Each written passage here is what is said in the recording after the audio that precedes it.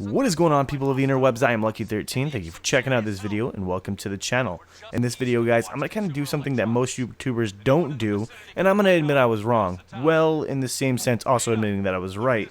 This is a new video called Where Lucky Was Right, Where Lucky Was Wrong, and this one is all about the Fallout 4 DLC Automatron.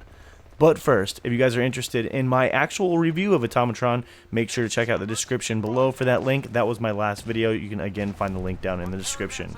Where Lucky was right. So here we go again. I'm patting myself on the back because I did nail the release date. I said in a previous video, yes, we're going to see some information. I'm thinking about week 3 of March. We should see a release date, week 4, March 22nd. And then a few weeks later, bam, here we go. The DLC rolls out. And here I was right. Some people actually asked me, did I know somebody from Bethesda that gave away those clues? And really, there was a 20% chance of me getting that right. I mean, there's only 5 Tuesdays. Bethesda gave us the clues, said, hey, we're going to do one of these Tuesdays in March. I got a 20% chance of getting it right. So that's just, I did it from mathematics and just trying to figure out how I would release it if I was Bethesda. Where Lucky was wrong. Man, those weapons really screwed me over. Like, I really thought that I was looking at those weapons one way, and when I do a video, I tend to try to go into it blind. I don't watch other people's videos. I don't really go into in-depth research and really overthink something that could be really simple. Really, the weapons, I couldn't have been more wrong on. I was calling something a musket. I was thinking it was a smaller version of the laser musket, and it was a smaller musket, when in all actuality, it turned into be an Assaultron head, which is a pretty badass weapon. Again, I also said something was a wrench saw. No, in actuality, it was Mr. Handy's Buzz Blade. I called the Tesla rifle a lightning chain gun, which is something that you do get for one of your robo companions, but not something you actually use. And there was not an addition of a new mine, so that was a huge fail. Where Lucky was right.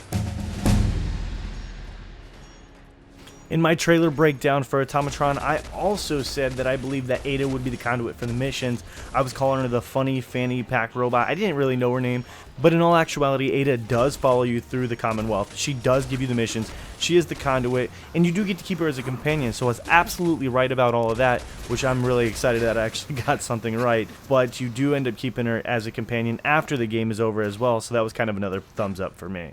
Where Lucky was wrong.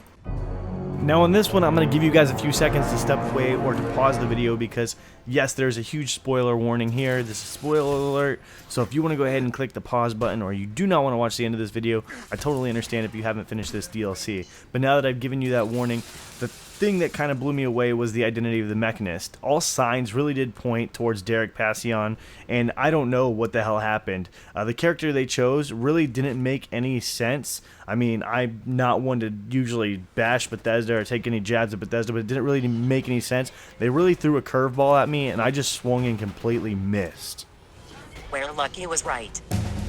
Though some theories really had us leaving the Commonwealth to go to some kind of remote location for the run-in with the Mechanist, I believe the entire time that the Commonwealth was big enough that we really didn't need to leave and maybe just add some structures or maybe change some map around just a little bit. I really do think that the Commonwealth is big enough for maybe everything that Bethesda has to offer except for Far Harbor, which has already been confirmed to be its own private little island.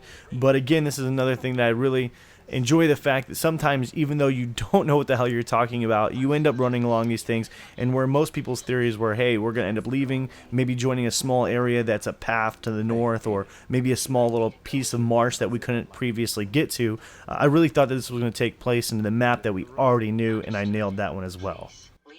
Where Lucky was wrong. Yeah, man, I will admit that I was wrong. I thought that I was going to have more story, less customization. Instead, we got less story and much deeper customization than I ever would have imagined from just a DLC like this.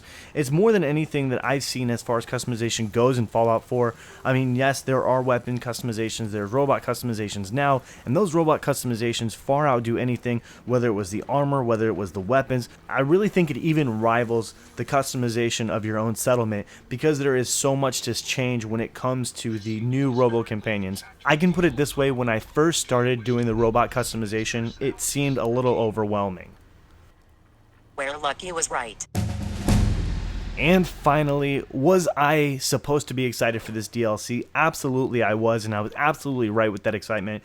Though this was a much shorter story than I had originally expected, the robot companion, like I had said earlier, and all the customization is way more to be excited about than that short story. I really feel like it follows into the Commonwealth way more than a simple story would have done, and I was so right to be excited about this. And I'm now more excited about the upcoming DLC from Bethesda, now seeing what they've had laid out for Fallout 4 so far. But here it goes, guys. Was there something that you missed or something you were excited for that you didn't see in the Automatron DLC?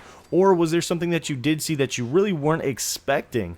Feel free to leave your comments down in the comment section. We can all be honest with each other here. I'm not going to hold anybody to task for anything ridiculous. And again, I really do like checking out your guys' comments. It's one of my favorite things to do on YouTube. I appreciate you all for checking out this video. And until my next video, guys, I am Lucky13, and I will see you all in the comments.